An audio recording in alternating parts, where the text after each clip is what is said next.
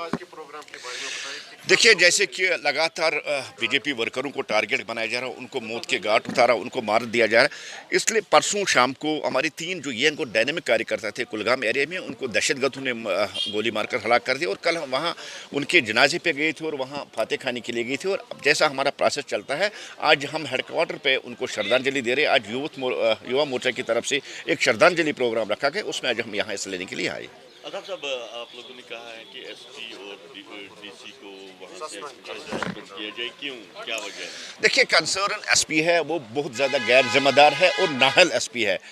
उससे पहले जब उसको कहा गया है कि हमारी जो यहाँ कार्यकर्ता 2 है जो कल मारे गए, उनको सिक्योरिटी थ्रेट है, उनको मिलिटेंटों की तरफ से थ्रेट है, उनको सिक्योरिटी फराहम की जाए और एक डिस्ट्रिक्ट प्रेसिडेंट उसको गारत प्रोवाइड की जाए, तब उनकी रिस्पॉन्सिबल गैर जिम्मेदाराना लैंग्वेज थी कि जब कुछ होगा तब देखा जाएगा। शायद एसपी साहब यही चाहते हैं कि 2-3 लोग मरे और चाहते होंगे कि और 10-15 लोग मरे, तब कुछ करेंगे। मैं एसपी साहब से कहना चाहता हूँ, क्या अब सिक्योरिटी आप उन कब्रों पे लगा दोगे या उनकी लाशों पे आप सिक्योरिटी लगा दोगे? जब वक्त होते हुए हमने आपको कहा था, शायद हम इन जानों को बचा सकते, हम अपने कार्यकर्ताओं को बचा सकते।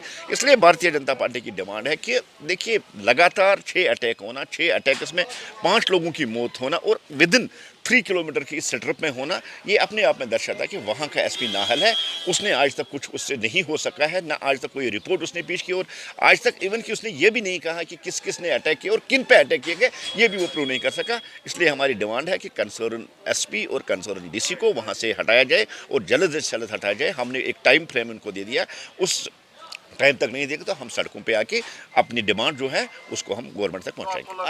आईजी साहब ने कहा, आईजी साहब से कुछ मलाल है बांडीपुरा में जिस तरह से किलिंग हुई पहले, उस टाइम भी आपने कहा था कि सरकार को सुरक्षा देनी चाहिए। देखिए, जो बांडीपुरा का जो एपिसोड हुआ था वो कुछ अलग था। उसके पास कुल सिक्योरिटी थी, लेकिन उस वक्त हमारी उसकी लापरवाही की वजह से और सिक्योरिटी की लापरवाही से, लेकिन फिर भी उसके पास सिक्योरिटी अच्छी खासी थी। लेकिन जो कुलगाम का मसला है, कुलगाम का मसला बहुत डिफरेंट है।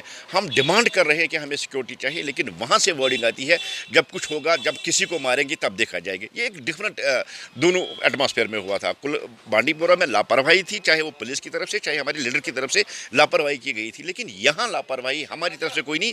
यहाँ हम सिक्योरिटी डिमांड कर रहे हैं, हम सिक्योरिटी मांग रहे हैं, लेकिन यहाँ पुलिस डिपार्टमेंट कंसर्न एसपी की तरफ से लापरवाही का जो सबूत दिया गया, इसलिए हम इस पर एहतजाज कर रहे हैं। आईजी साहब ने तो कहा कि इनको सेफ जोन में रखा गया था, लेकिन देखिए, बिल्कुल सेफ, दे दिया। देखिए बिल्कुल सेफ जोन में कुछ लोगों को रखा गया है, लेकिन मैं समझता हूँ वो सेफ जोन होना चाहिए। लेकिन जिन लोगों को वहाँ रखा गया है उनको ये एहसास दिलाना होगा कि आप सिक्योरिटी के अंडर है, आप सेफ और सिक्योर जोन में है। लेकिन उन लोगों को ये लगता है कि वो शायद डेटिनेशन में है, वो जेल में है, और एक कैदी की को जो सख्ती होती है वही सेम प्रॉब्लम उसको वहाँ, उसको सांस लेने की इजाज़त नहीं, उसको बाहर जाने की इजाज़त नहीं। जबकि बार बार हमने कहा और यहाँ तक हमें कहा गया कि जो सेफ जोन में है उनको व्हीकल और सिक्योरिटी फराहम की जा रही है कि जब वो बाहर निकलेंगे।